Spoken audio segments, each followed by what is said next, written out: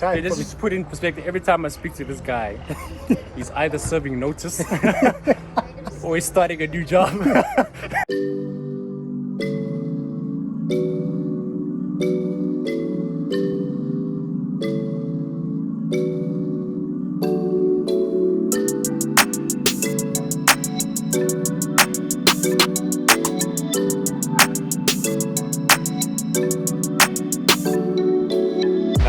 What's up, good people?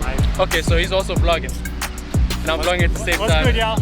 We at Hartis right now. He's doing his YouTube, I'm using my YouTube, you know. And yeah, we're gonna take you through the journey. You know, we have some very important news to share with you guys, or a very important topic to talk about. Because I think the last time I was here, I spoke about all the challenges I faced, you know, when I made the plunge, when I actually quit my job to start doing what I was doing. But this man over here, this man over here, this man over here, Try to convince you otherwise. he's gonna try and convince you otherwise, because I know I said that, you know, I had a lot of challenges when I was doing my 9 to 5, but there's also the flip side to that. When you actually do find a job or something that you really love into a fun environment where you can, you know, grow, where you're pushed or forced to grow, there's a lot of things you can achieve. And this man is gonna break it down for us. So just come along with us, you know, enjoy the views, enjoy the vibes, and maybe you learn something from this video. Let's go. I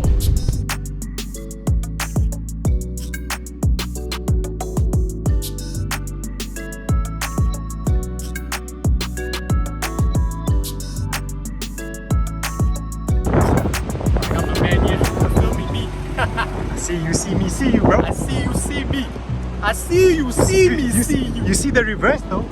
You see the can't do reverse, reverse, though? can't do reverse. Look at the footwork, boy. Look at the footwork, Look at man. the footwork, boy. What are you saying to the people? Guys, it's windy, hey? It's windy, but the views are immaculate. You hear the English? It's immaculate. Immaculate. It's the Queen's English, bro. You know the vibes. We're out here sightseeing, so this is South Africa. And as you guys can see, very mountainous. It's a very mountainous area. It's called Hartbeespoort-Dam. Hartbeespoort-Dam, right? Hartbeespoort-Dam. Bring your Chinese, bring your oaks, bring your brews, eh? And come have a nice time here, eh?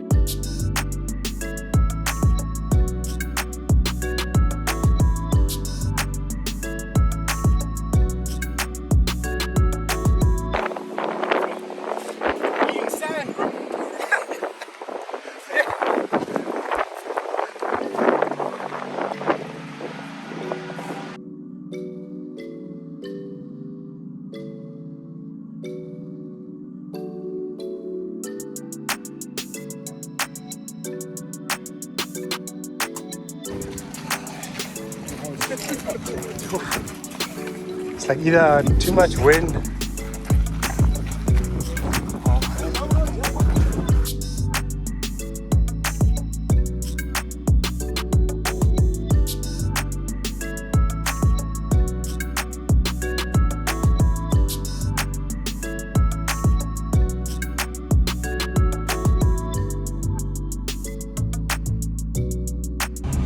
Hella focus there, bro. Man's even indicating now. Man's wiping and indicating.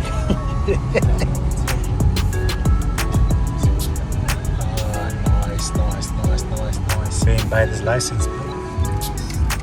Good. That's some soft skills. Soft skills.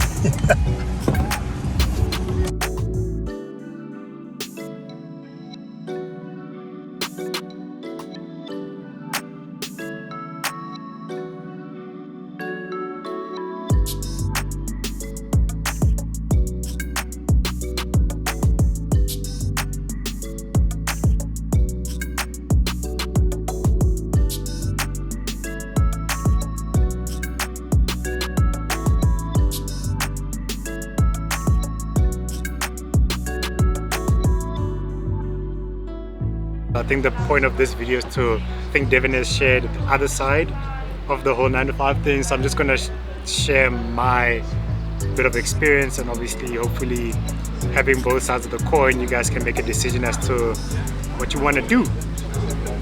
So the boy broke it down for you then. So you make a decision, but do not say you didn't have all the information.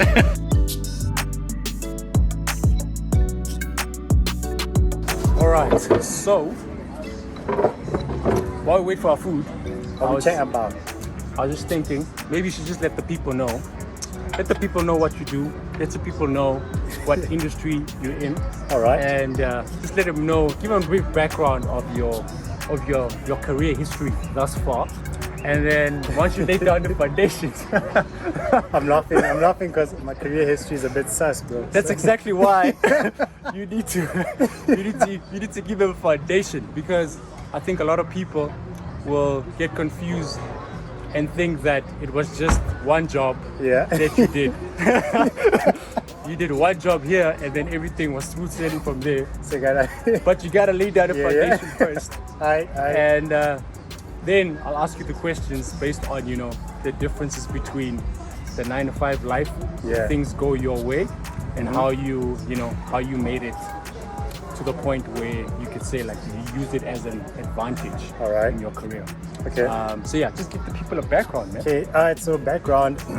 Where do we start? Okay. So take it a bit far back. So I studied engineering. Tux of Nerds. You know the vibes. Chem Eng boys worldwide. Hey, you know the vibes. Ebit gang. If you don't know the Ebit squad, what we doing? What we chatting about? But yeah, so I did engineering and then I went straight into consulting. So I never actually considered working in engineering. Just it wasn't about that overall life, bro. Yeah, because if you go to engineering, you literally have to go either in the mines. Yeah. You have to wear an overall with the hard hat vibes. With the hard hat there in the mines. This is as much hard hatting as I ever do. This is as far as it goes. And I'm only rocking this because, you know, are you not embarrassed? Hey, bro. Are you not embarrassed?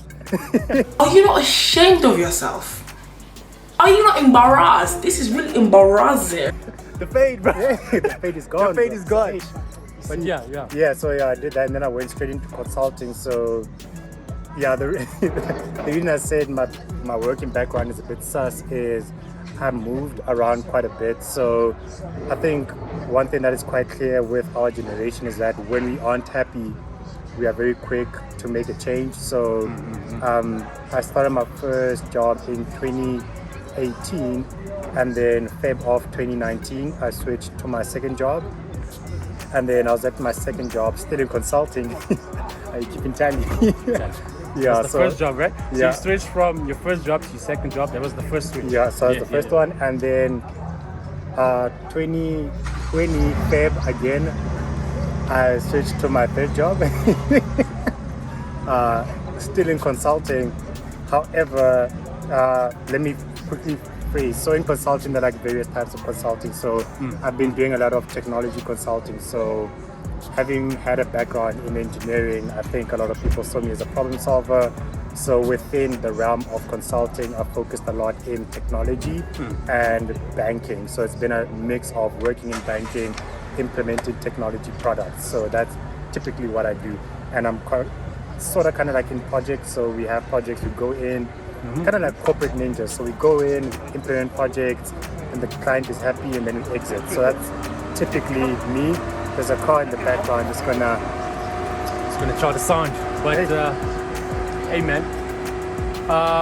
Okay, so let's take it from the second point. So then you jumped. Yeah. So then I jumped to the second company for 2 years. So 2019, the whole of 2019, and then 2021. February again. February is like my month, bro. Every time. February is a suspect time. Okay, just put it in perspective. Every time I speak to this guy, he's either serving notice or he's starting a new job. Just to put it in perspective, I think the longest you've worked at a place was probably 2 years. Yeah. I think that's the longest. Yeah. On average, it's like without those 2 years, it's probably a year or 6 months or 7 months even. Yeah. But like I said, every time I speak to the guy about work, either serving notice, he's about to serve notice, or he just started a new job.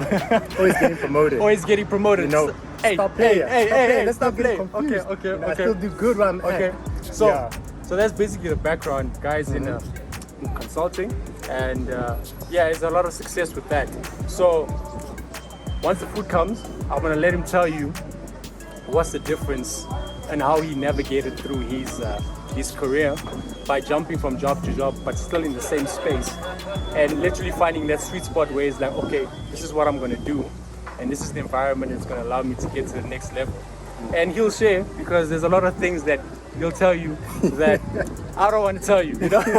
Some nuggets, you know. I wanted to give you all the juice, all the sauce. So yeah, like we need some sustenance in the belly. So let's get some food, and as the food comes, we'll continue with the conversation.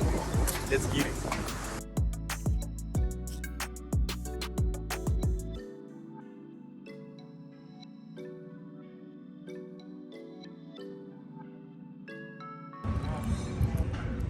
This is like a 9 out of 10 burger.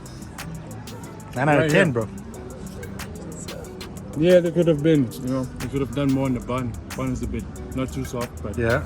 it just hits the spot though. Sure, it's cause you're not hungry, bro. You don't think it's the hunger, though? I think the flavors, I think there's like chicken here, caramelized onion, there's some tomatoes, some, I don't know what else they put in here. But it's the one. It just works though. Alright. It just works, man. Alright. Ever come to Vogotillo, get the caramelized burger and tell them your boy sent you. We back, so we just had our food. So my boy here, he's been in a 9 to 5 and gave you his background. The man been hopping. You know that movie Jumper? It's my boy. Jumper. He's the jumper. He's the jumper, you know? He's a jumper. So one thing I want to ask him is this, so you've been jumping from 9 to 5, but it was still in the same space, right? Yeah. So just tell the people, what exactly have you learned?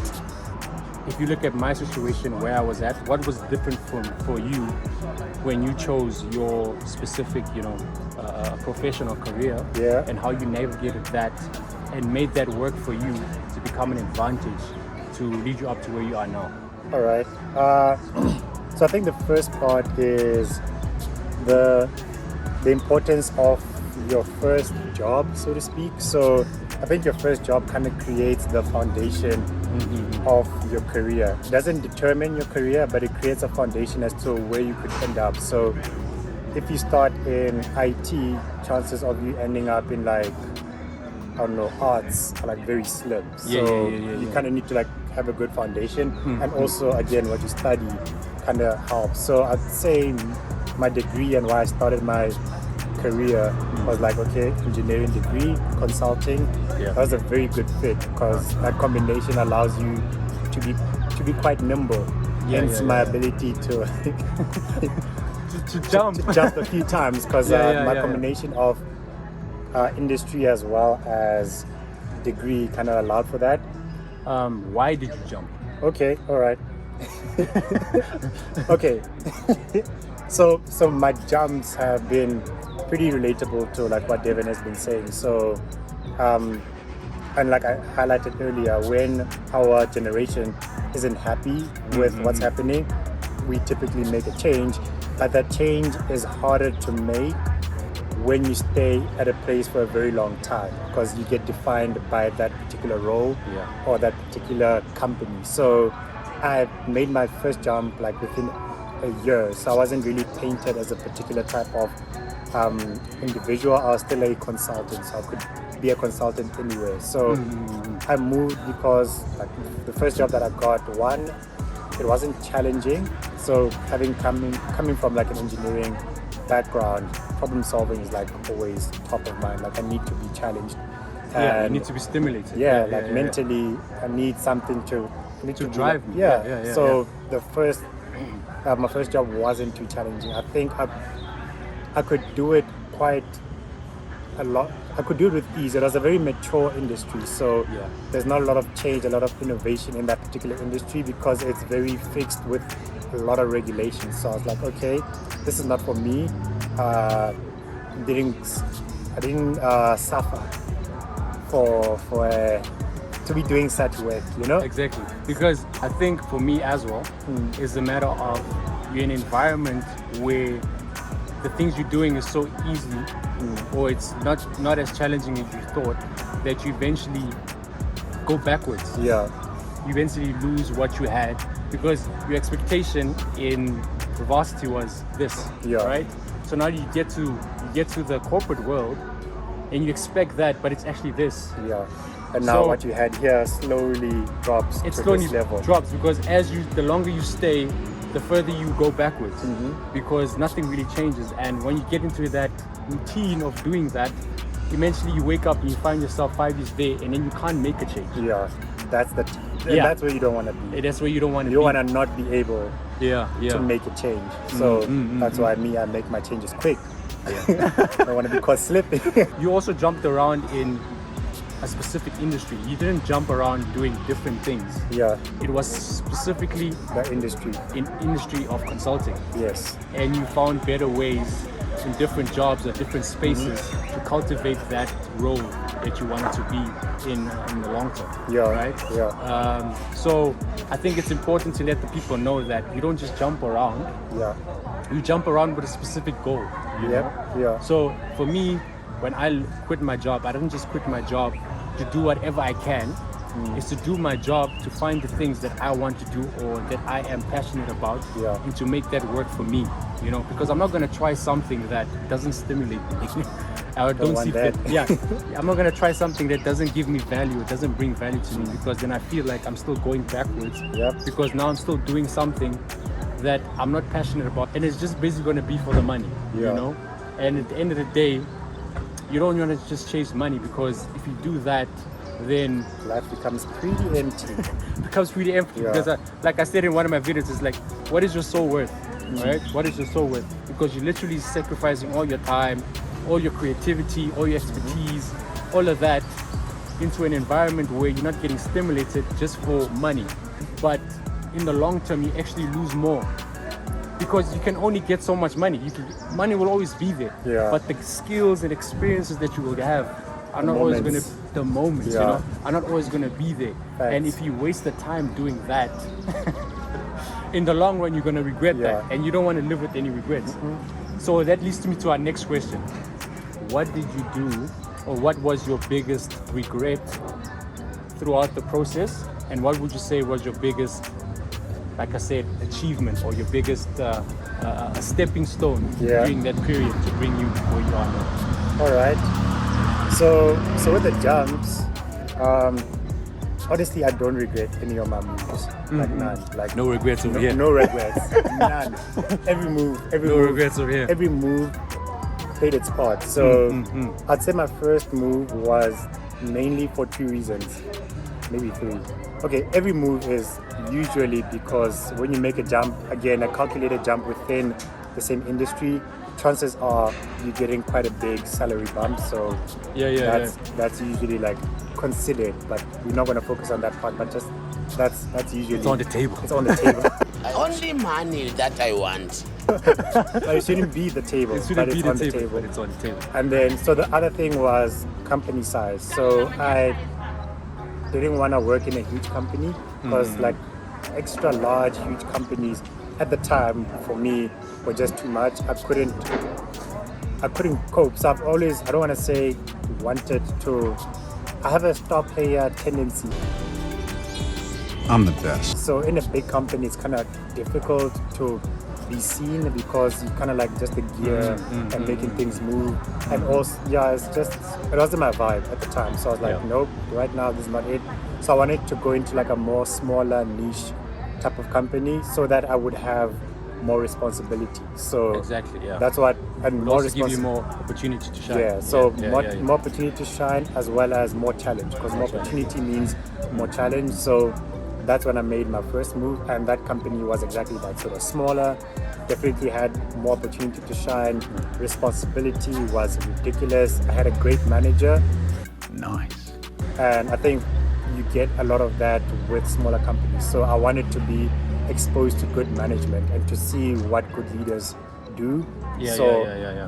My time during that company, I think the 2 years that I spent were amazing, because I got to like suck in all of that knowledge of like a small company, how they operate, how they deliver value, how to manage people, how to grow in your own career, because in a small company, no one will just say, oh, these are the rules, this is how you move up. You kind of need to be like, hey, I want to move up, let it be known. Let it be known. Yeah, stand out, say with your chest. Say with your chest. Yeah. Say it with your chest. Yeah, so I realized like I learned all of that, but now I needed the next step, and it was to kind of like be in my manager's position, but years of experience wise, I couldn't get to that spot.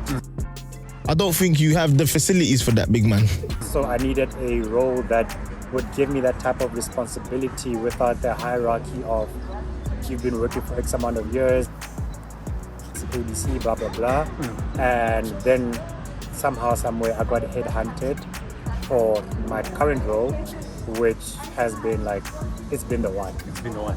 So what I needed in this company, which was my first one, and what I needed in my second one, this third company gave me everything.